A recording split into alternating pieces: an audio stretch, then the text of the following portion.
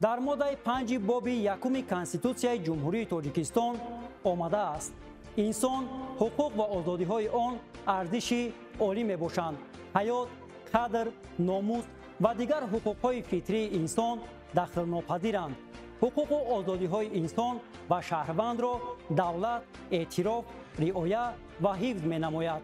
کنستیتوسیای جمهوری تاجیکستان همچون حجت راهنمای یک دولت کامل حقوق از جانب جامعه جهانی اعتراف گردیده است.